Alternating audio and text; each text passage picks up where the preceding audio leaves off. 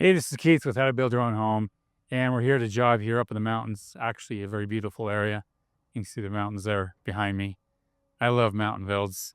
It's really peaceful. 69 degrees, perfect temperature. This is where everybody should build. Anyway, when it comes to excavation, I just want to give a real quick tip here. You either have too much dirt or you don't have enough and you have to bring some in, or you have both. So in this job, we have both. We have too much of the wrong kind of dirt. I'm going to go up here and show you the pit. You see here the excavator behind me.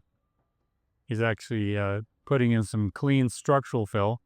We're having that structural fill actually dropped off to us, which is just down the road. And there's a truck behind me coming in right there. He's starting to back up. You can see him right over there. He's going to back up and he's going to dump it right where I'm at. So let's get up here and get out of their way. There we are. I'm on a hill, and that there is the walkout basement. And so when we started to dig, we had a test pit, and we were only able to get down about maybe 6-7 feet. And so we had a proctor and geotech based upon that depth. Well, when we started cutting into the hillside, the geotech came down, inspected the pit, and we found a lot of clay. I'm standing on a whole bunch of clay and falling down at the same time. So we can't use that for structural fill. So we're bringing in all this clean fill, which is got a proctor to it. It holds the compaction. It'll get the compaction we want, and it holds water. It doesn't hold water. It just water goes through it.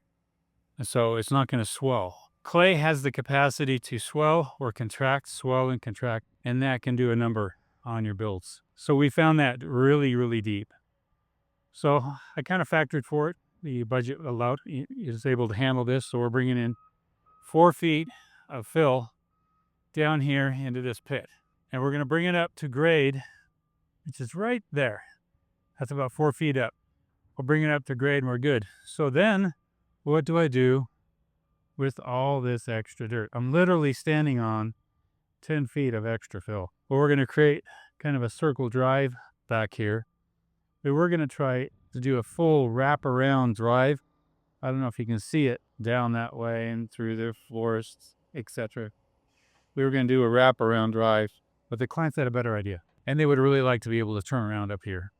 So with a lot of this extra fill that you see through here, we will actually take that and create a turnaround drive up here, and we'll use this fill to do it.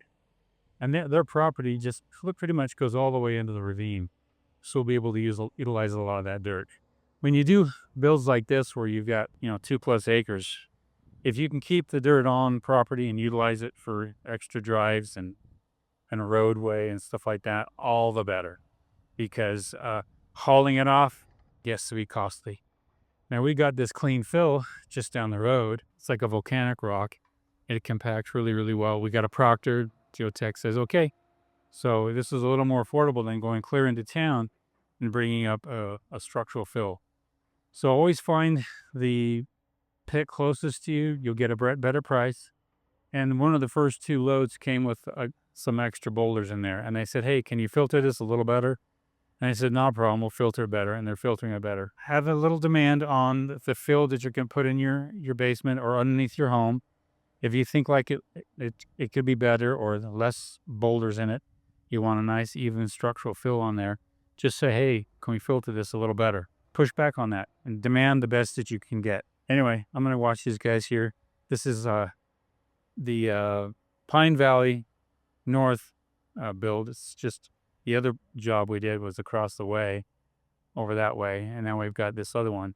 So I'm building this year in 2 elevations, one at 67 feet, 6,700 feet, and I'm building several at around 1,800 to 2,100 feet. So I build in the dry desert climate down the mountain, and I build high up there. And you can actually see, I don't know if you can see it, there's a little bit of snow still up on the mountain there, and it's the end of May. I always like to look at the mountains and say, if there's still snow up there, we should be okay with water. Even though we had a very dry winter, not much moisture, I like to see at least a little bit of patch of snow up there. I'm looking forward to this build.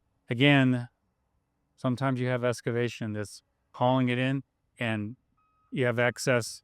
Can you deal with that? Is there a place to move that? And you have to think in terms of large amounts of dirt and how you can carve that hillside to make it work just for you. The worst part is hauling out and hauling in. If you can keep all that you've dug out and keep it on the site, utilize it as best you can save on your excavation. And that's why you need to do the home site selection checklist. It's for free at howtobuildyourownhome.com. Download the home site selection checklist. It goes through a lot of the geotech issues. If you know those things in advance, then you know, okay, I might have to bring some in, but I can utilize everything that's there, or just the reverse. Check that out. It's at howtobuildyourownhome.com. Download that free home site selection checklist. It's saved a lot of people. I've got some really good comments from people over the years. I'm glad I downloaded that before we bought the property. It really, really, really helps. So, and that's why it's there. It's one thing I offer for free. So make sure you utilize that. Until next time, we'll see you guys. This is Keith with How to Build Your Own Home. Bye.